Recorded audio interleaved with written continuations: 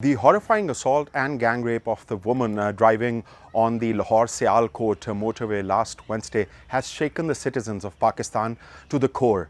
The woman and her two children were traveling on the motorway when her car ran out of fuel. As she made phone calls to get help, two men approached the family and forcibly took them to a nearby field at gunpoint. The men raped the woman in the presence of her children, then stole her cash and jewelry before getting away. As this news went viral, Lahore Police Chief Umar Sheikh appeared before the media but offered no sympathy for the victim. Instead, he shared a list of ways on how she could have avoided being assaulted. Now, shockingly, Sheikh went on blaming the victim, insinuating with his insensitive remarks that it was the woman's fault that she was traveling at night on a less frequented road. This was followed by a public outrage as people took to the roads, questioning the delay in arrests and demanding the police chief's resignation. They also urged the government to hang the culprits publicly. The chief police officer blames her instead and says she shouldn't be out on the road at night, she shouldn't be driving alone, she should have taken this road, not that road, etc., etc. I think it is a shame. At protests, women that I spoke to were infuriated and felt let down and even more unsafe. We have protested so many times on Aurat March. Every time there's a rape, everybody comes out on the streets, but nobody listens to us. And this has been happening with us in a circle continuously.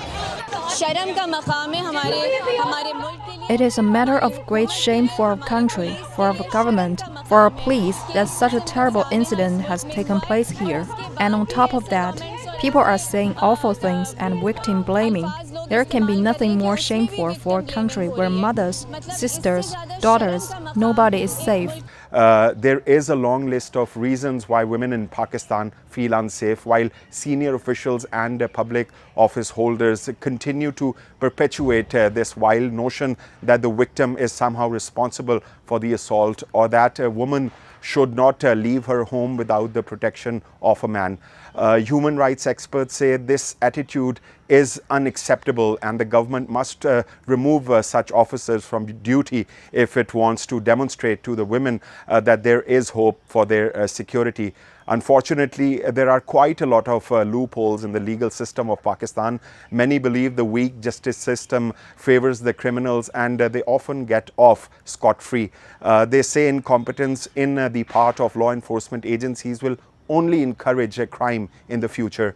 Many people on social media are calling for the government to issue licenses for weapons of self-defense. They are losing trust in the system and want to protect their families and loved ones. It's not surprising because even after several days of the motorway incident, the police have made little progress. One suspect turned himself in, saying that he has nothing to do with the crime. Police say they are following leads and that they have samples of DNA, but so far nothing has been achieved. Danial Khan, CGTN, Islamabad.